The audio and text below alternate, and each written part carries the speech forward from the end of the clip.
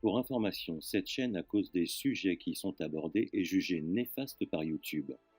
Les algorithmes se chargent donc de saper la diffusion des vidéos, allant jusqu'à modifier les paramètres vous permettant de laisser des commentaires, etc.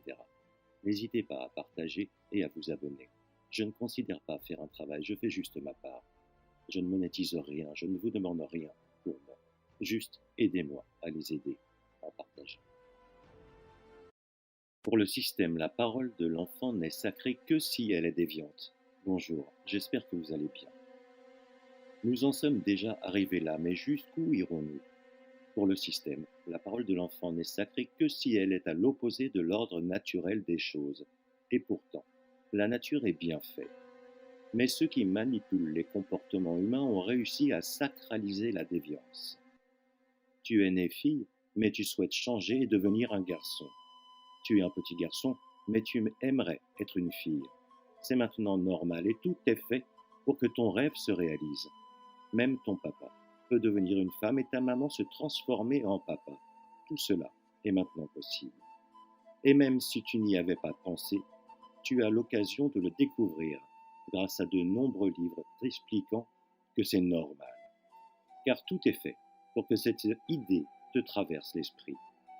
Les décideurs politiques, les institutions, jusqu'à ta maîtresse d'école sont là pour t'écouter et te permettre d'exaucer ton choix. De nombreux pédopsychiatres te permettront de te conforter dans ton idée et tu seras aidé par de nombreuses associations qui t'ouvriront leurs bras. Ils te diront que ta parole est sacrée et que personne ne doit t'empêcher d'être heureux. Et n'oublie pas, c'est ton choix et même tes parents doivent le respecter. Je vous propose un témoignage d'un enfant que je vous avais partagé en 2021. Lui, il ne demande juste qu'à rentrer chez lui, chez son père, et il explique qu'il ne supporte plus d'être enfermé dans un foyer de l'aide sociale à l'enfance.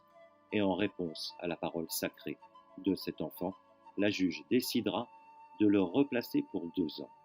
Peuple, c'est à toi de commencer à ouvrir les yeux et de faire en sorte que tes proches les ouvrent également. Prenez soin de vous et de vos proches. À bientôt, ici ou ailleurs. Portez-vous bien. M'appelle Calvin Lecomte, j'ai 13 ans. Je ne sais plus quoi faire, j'en ai plus que marre. Je suis placée en foyer depuis 4 ans, j'ai pas d'amis au collège, au foyer. Je faisais de l'aïkido, du solfège, du catéchisme. J'ai même plus d'activité. J'ai plus ma maison, plus mon chat, mes jeux. Ma famille est trop loin, elle me manque trop. Je suis emprisonnée dans un foyer du Chambon-sur-Lignon, en Auvergne. Puis moi, je suis triste, malheureux. Les jeunes de mon âge doivent sortir ou voir ses potes. Moi, c'est interdit. Je suis enfermé, prisonnier. Ma vie s'est détruite depuis que je suis ici, depuis que je suis placé. J'en ai vraiment marre parce que personne ne veut m'entendre. Ils veulent en plus me passer pour un débile. Je veux rentrer chez moi, en Bretagne, mais personne ne me comprend.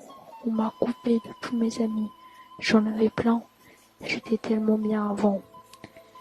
Je veux juste pouvoir reprendre et retrouver ma vie d'avant. Ils me prennent tous pour un con. J'ai beau le répéter en boucle, mais il ne se passe rien. Lors de la dernière audience, il y a 2 semaines, la juge Ignard du tribunal du Puy-en-Velay m'a même pas écouté, elle a préféré me laisser pleurer car elle a décidé un renouvellement de placement de 2 ans. Mais c'est beaucoup trop. Quand elle a décidé ça, j'ai cru que c'était un cauchemar. Je perds et je gâche toute mon enfance à cause d'elle.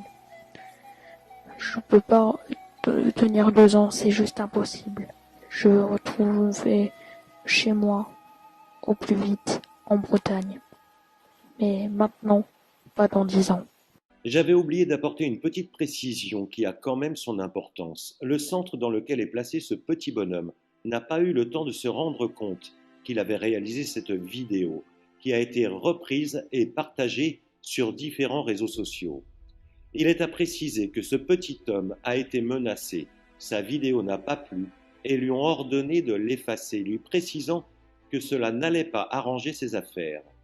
Il ne se suffise plus a menacé les parents qui osent témoigner, il menace maintenant également les enfants, ceux qui demandent juste à être entendus et réclament de pouvoir retourner vivre dans leur maison.